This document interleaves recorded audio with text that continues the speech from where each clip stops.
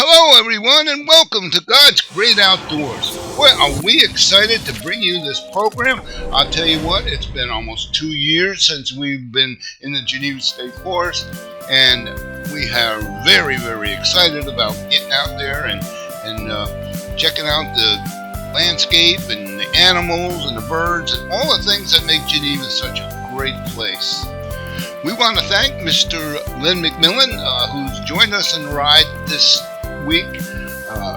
He's a great friend of ours, and he also is the president of the Geneva Stakeholders Volunteers in the Geneva State Forest. If you're looking for a group to get involved with, that's a voluntary type organization, that's who you should see. See Lyn McMillen and sign up and go out and work in the forest and just have a good time and enjoy God's creation. But for now, we're going to go out here and we're going to show you just exactly what's going on in the Geneva State Forest. If you're familiar with Mother Nature, you know that at different times of the year, there are different colored flowers. Usually in the spring, it's purples and yellows and some oranges and so forth. And later in the year, they're purples and reds and things like that. But we're going to go check them out. My special project is to check on those gopher apple plants. And they were getting bigger and bigger and more and more. And I was looking forward to making some collections here for some of my little gopher friends. But, the health just wasn't there. And we've been kind of laid up for a couple of years now. And we're actually ready to get out and enjoy God's creation. When you get to Geneva State Forest, remember, always stop by the signage platform and get your pass. It's only $2, I think, if you're under 65, and it's only $1 if you're over 65. And this is what your pass looks like. Make sure you have it on you because they can and they will stop and ask to see it. And if you don't have it, well, I don't know exactly what the penalty is, but I know there's some guys out there that are really, really pushy about it, okay? So for your own health and well-being, just stop by, sign up, get your pass, and enjoy your day. Have you introduced yourself to the Geneva State Forest yet? If not, what are you waiting for? First off, it's time to check out the flowers. I love wildflowers. I love them like crazy. So much that I drive my wife crazy with them in the front yard. And we have to mow them down once in a while. But, that's life. I try to get away with my stuff when I can, and she always gets away with hers. Anyway, okay, let's start out with some of the beautiful flowers. I love these little yellow flowers. And of course, there's the guys. The guys hang out every day out there in the lake, and they're just awesome turtles. That's all they are, turtles. And they have their own little condominium association, and they hang out there in the lake, and they have their meetings. And it's awesome. Of course, this is an aerial view of the lake. It's a beautiful. If you can get up in the air, you really, really can see just how beautiful Geneva State Forest is. It's gorgeous. It really is. But like all good things, batteries die out and come back to earth and be normal again.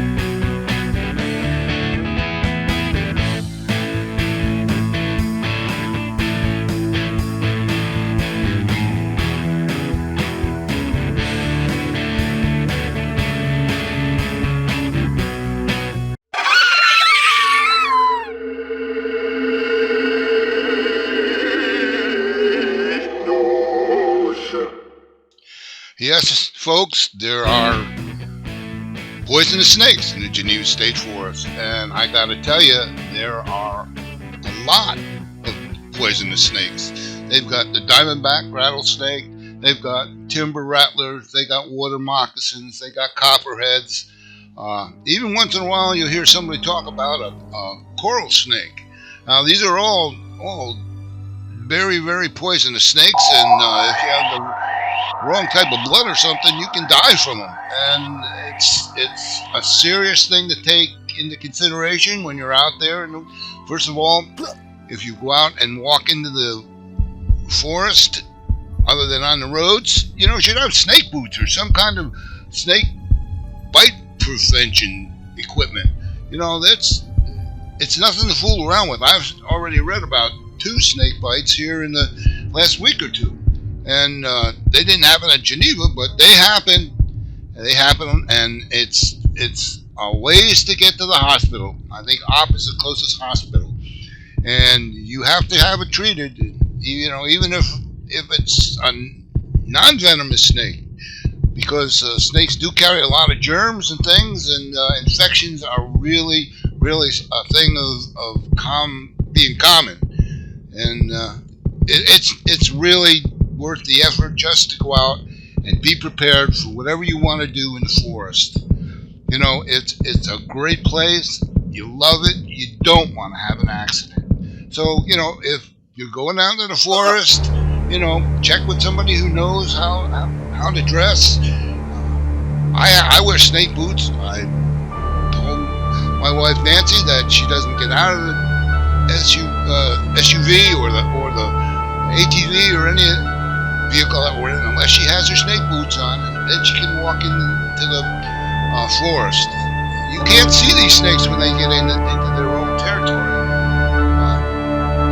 Believe me, I was following a very large water.